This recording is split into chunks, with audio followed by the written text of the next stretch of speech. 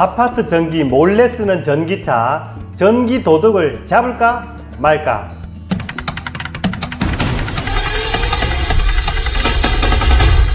안녕하십니까. 친절한 생활 연구소 김도영 소장 김소장입니다. 먼저 클릭해 주셔서 감사합니다. 저의 친절한 생활 연구소는 우리 생활과 관련된 이야기들을 친절하게 풀어드리는 채널입니다.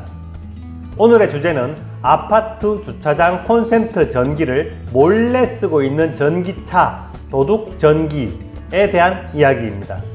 그 전에 친절한 생활 연구소 채널 구독과 좋아요 눌러 놓으시면 하시는 일마다 모두 잘 되실 겁니다. 혹시 방송 보다가 생각나는 의문점이 있다면 댓글로 남겨주세요. 성심성의껏 답글을 달아드리도록 하겠습니다. 다시 주제로 돌아와서 아파트 주차장에 가보면 기둥이나 벽면에 전기 콘센트가 설치된 경우가 있습니다. 아파트 벽면 콘센트는 공용 전기로 아파트 관리소에서 청소나 공사를 할 때 사용하기 위해서 설치되어 있고, 평소 입주민이 다른 용도로 쓰는 것은 공용 전기의 사적 사용으로 금지된 사항입니다. 그런데 요즘 전기차가 많아지면서 이 콘센트를 이용해서 충전을 하는 나쁜 운전자가 생기기도 하고, 반대로 이 콘센트에 특정 태그를 부착해서 공용 전기가 아닌 요금을 내는 형태로 쓰기도 하지만, 이것을 일반 입주민이 잘못 알고 전기를 훔치는 것이 아닌지 의심하기도 하는 등 충전과 관련된 혼란이 많아서 이 부분 정리해 보겠습니다. 먼저 전기차는 2014년 1000대를 돌파한 이후에 2019년 말 9만 대, 2020년 말 13만 4천 대가 보급되어서 2020년 말까지 누적 32만 6천여 대가 보급되어 있습니다. 이에 반해서 아파트용 충전소는 작년 2월 말 5,600여 개뿐으로 지금도 일반인이 전기차를 사지 않는 주요 불편 요소로 충전소 부족이 1위를 차지하고 있는 상황입니다. 이런 불편한 상황에서 일어나는 일이 위에 말씀드린 것처럼 충전기가 없는 아파트에서 살거나, 아니면 아파트 내 충전소가 있더라도 충전 장소에 차를 댈 수가 없어서 충전을 못하는 경우입니다.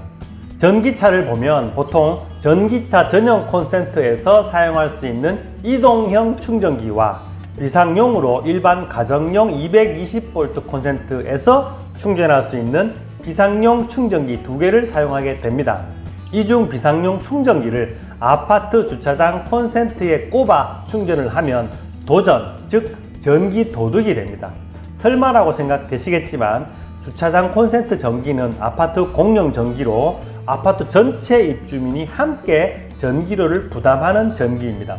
한 명이 하룻밤 충전하는 것은 전체 요금에 큰 차이가 나지 않겠지만, 여러 명이 매일 밤 계속 충전을 한다면 분명 관리비가 상승하는 요인이 되고, 이런 일이 주민에게 발각되면 CCTV 등을 근거로 신고하거나 또는 충전하고 있는 현장을 즉시 신고하면 빼도 박도 못하는 범죄가 됩니다. 다만 범죄의 경중이 있으니까 처벌의 수준은 달라지겠지만 죄는 죄입니다. 그런데 여기서 조금 헷갈리는 부분이 있습니다. 220V 콘센트에 코드를 꼽아 전기를 쓰는 것은 같은데 도둑 전기를 쓰는 것이 아닌 경우가 있습니다. 바로 사진처럼 스마트 태그가 있는 제품인데요. 제품 설명서를 보면 이 콘센트는 전기차 이동형 충전기로 전기요금은 별도로 계량되어 충전받는 전기차 소유주에게 부과됩니다. 허가된 기기 이외 사용 시 형법 329조에 저촉됩니다 라고 되어 있습니다. 즉, 태그를 찍고 사용하는 충전기는 일반 콘센트를 사용하는 것은 같지만 전기료가 충전되는 차의 운전자에게 부과되는 방식입니다. 그리고 형법 제329조라는 것은 우리가 잘 아는 절도입니다. 즉, 태그를 찍고 사용하는 충전기 말고 일반 비상용 충전기를 사용하면 도둑질이 된다는 말입니다. 사진으로 비교해 보면 이건 일반용 충전기를 사용해서 도둑 전기를 사용하는 모습이고요. 그리고 지금부터 나오는 이 모습은 파워큐브라는 회사에서 출시한 스마트 태그를 찍고 사용하면 전기 요금이 사용자에게 부과되는 전기 도둑이 아닌 공인된 충전기입니다. 이런 내용을 잘 모르면 우리 집 공용 전기가 빠져나가고 있어도 뭔지 몰라서 신고를 못하는 경우도 있고, 반대로 개인이 돈을 부담하고 있는 충전기인데도 혹시 도전이 아닌가 의심이 되어서 신고를 하게 되는 경우도 있습니다. 사례를 보면 서울 강북구의 한 아파트 주차장에서 주차장 전기 콘센트에 검정색 선이 나와 있는 것을 보고 처음에는 급한 일인가 보다라고 생각했지만 전기 사용이 일주일 내내 이어지자 결국 전기차 차주가 공용 전기를 도둑질하고 있다는 것을 알게 되어서 관리소에 신고했다고 합니다. 다행히 전기차 차주로부터 사과를 받았다고는 하지만 우리가 무심한 순간 이런 일은 얼마든지 일어날 수 있습니다. 또 한 가지 문제점은 일반 아파트에 충전소를 새로 설치하기가 쉽지 않다는 것입니다. 가장 큰 문제는 전기차 충전 구역을 따로 마련하면 기존 내연기관 차량의 주차 공간이 그만큼 줄어드는 것이기 때문에 어려움을 겪고 있는 단지가 많습니다. 2018년 11월 1일 대구 동구 신천동의 한 아파트 입구를 자기 차로 막고 소동을 벌였던 사건의 원인도 입주민 A씨가 전기차 충전소를 만들어 달라는 요구를 대표회의가 거부했기 때문이었습니다. 여기에 더해서 충전소가 설치된 단지는 지난주 영상에서 다루었던 전기차 충전구역에 일반차 주차하는 문제 등으로 입주민 간 충돌이 격해지고 있습니다. 지난 영상에서 소개했지만 혹시 못 보신 분들을 위해서 간단하게 말씀을 드리면 2018년 9월 21일 시행된 규정에 따라서 일반차가 전기차의 충전시설을 방해하면 10만원의 과태료가 나온다는 규정이 있습니다. 하지만 아파트는 그 단속 대상에서 제외가 되어서 일반차가 전기차 충전구역에 주차를 하더라도 대표회의나 아파트 관리소가 자체적으로 제재할 방법이 없습니다.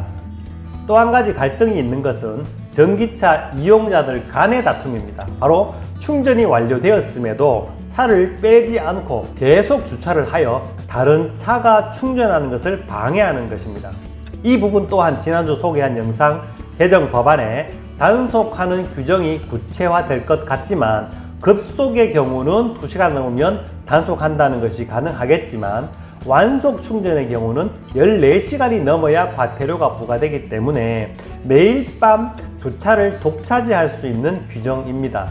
대신 며칠 동안 계속 그 자리에 세울 수는 없겠지요. 환경부는 아파트 주차 공간이 부족한 상황에서 지금 사용 중인 주차 공간을 그대로 이용할 수 있는 다채널 충전기나 과금형 이동 충전기 등을 대안으로 내놓고 있지만 현실적으로 충전 시간이 너무 많이 걸리는 문제나 또는 아파트 변전 시설의 용량이 부족해지는 문제 등으로 앞으로 해결해야 될 문제점이 많다고 합니다. 오늘 준비한 내용은 여기까지입니다. 좋은 정보 얻었다고 생각 드신다면 오른쪽에 구독 버튼과 왼쪽에 좋아요 버튼 눌러주시는데 절대 돈 들지 않습니다. 시간 2초 정도 걸립니다. 이 영상 여러분이 함께하는 밴드나 단톡방 또는 페이스북에 올려주셔도 감사합니다. 지금까지 친절한 생활연구소 김도형 소장, 김 소장이었습니다. 그럼 다음 영상에서 만나요. 감사합니다.